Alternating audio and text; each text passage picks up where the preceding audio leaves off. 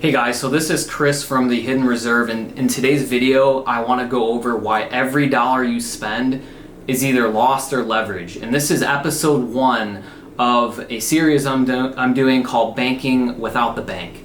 So let's just get right into things. So here's the real problem that we all deal with. Every single time you finance something, whether it's a car, vacation, or your home, you're either doing one of two things. A, you're paying interest to someone else, like the bank, or B, you're giving up the chance to earn interest on your own money by paying cash. And I'll get into an example on that later in the video or the presentation. So why traditional banking fails you? So the difference between traditional banking and the infinite banking concept, IBC, which we'll get into more in the presentation, is the following. So number one, who controls your money? With traditional banking, it's the bank, and with IBC, it's you. Who earns the interest? With traditional banking, the bank does, and with IBC, you're paying interest to the insurance carrier. So when you take a loan against your cash value, you're not paying interest back to yourself. That's a big misconception. You're paying interest over to the insurance carrier.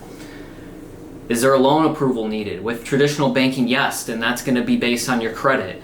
With IBC, no, because you're going to be borrowing against your cash value. And to do that, there's no credit check, and it doesn't impact, since there's no credit check, it doesn't impact your credit. Growth potential. With a traditional checking savings account, you'll get anywhere from 0.01 to 1% if you're lucky. And with IBC, you'll get anywhere from, if it's set up properly, that's really key, you'll get anywhere from 3 to 5% tax advantage. And what that means is that your money's going to grow tax deferred. And then I have on the slide too, it continues to compound uninterrupted when borrowed against. So when you take a loan against your cash value, let's say you had $100,000 in your cash value and you take a loan against it for $50,000, the full $100,000 in your cash value is going to continue to grow, earn interest and dividends on it, and all while you have that loan out to go invest and do whatever you want with it. So that's really important to keep in mind. And then the last thing here is the access to funds. So with traditional banking, it's limited, it's delayed usually, and with IBC, you access your funds on your terms whenever you choose. So next thing, what is lost opportunity cost? I kind of touched on this already, but I want to give an example here. So you're not just spending money, you're giving up everything it could have earned. So imagine you pay $40,000 cash for your car. That's great. You own the car in cash, you don't have any payments on it, but that money is now gone forever. And so every single one of those dollars, you basically forgave or given up the opportunity for it to earn interest on it. And that's what lost opportunity cost is. So what if there was a way you could keep the car and also keep the growth? That's where the infinite banking concept comes into play.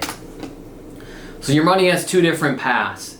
Every single dollar that you spend, it's either going down a dead end, which is what we just covered in that last slide, or it's going to be on a flywheel, which is your policy continue to earn interest and dividends on it regardless of what's happening, regardless if you have a loan against it. So the dead end path looks like this. You earn money, you spend it, and it's gone. And the IBC path, the way that looks like is you earn money, you save it or put it into your policy, you borrow against your policy, you repay the policy loan back, and then you reuse that money and continue to grow it over time. And then another real world example, so another car scenario. So let's say you earn money, you fund your policy, and you have a car that you want to pay cash for, it's $30,000. Instead of just paying cash for it outright, what you'll do instead is you'll take a loan against your insurance policy, and then you'll go purchase the car in cash with the loan. Meanwhile, the money in your policy is still going to earn interest and dividends on it. It's going to continue to grow. And then that loan that you took out from the insurance policy, you can decide how you want to repay that back. And you're going to pay that loan back as if you were paying a traditional lender like a bank. So it's no different, except you have full control over that loan and you have your dollars still working for you, earning interest and growing inside of your policy. So kind of what I touched on, your full cash value will continue compounding inside the policy around 4%, and then you'll repay the loan over time on your own schedule. So the next time you need capital, it's already waiting for you in your policy if you've built that up and you have enough cash value in there to make sense of using it for something like a car purchase. So next thing I want to go over is recapturing versus losing. So every single year, people lose tens of thousands of dollars to banks, lenders, and just miss growth overall. And IBC changes that by redirecting the flow of your money back to you, aka inside of your own policy. So the path to leverage. Really what this looks like is you earn money. You already do this. Number 2, you save. You redirect that money into a policy, not all of your money, but a portion of your income, redirect it into your own policy. Number 3 is that you leverage. So whenever there's opportunities that arise or you want to make a major purchase, you'll borrow against your life insurance policy, your cash value for that opportunity. Number 4 is you recapture. You're recapturing interest that you would otherwise pay to a bank or another lender. And you get to pay that loan back on your terms. And then number 5 is repeat. Let the velocity of money multiply your growth. And that's really the interest and dividends that you're earning on your cash value inside of your policy, constantly working for you and growing. Final thought here. So the infinite banking concept is a process, it's not a product. So infinite banking theoretically can be done with lots of different products.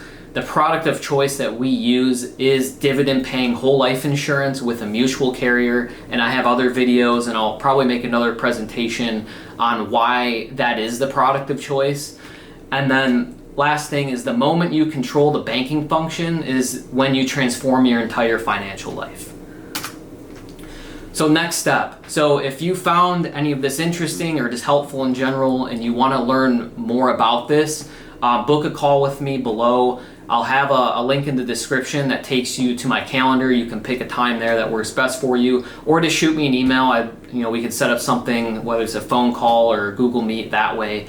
But I hope the video was helpful. If you do have any questions in the meantime, leave them in the comments below. I'll be making more episodes to this series here, and I'll have other series coming out. And just stay tuned for a lot more content in the future. Thanks for watching, and see you in the next one.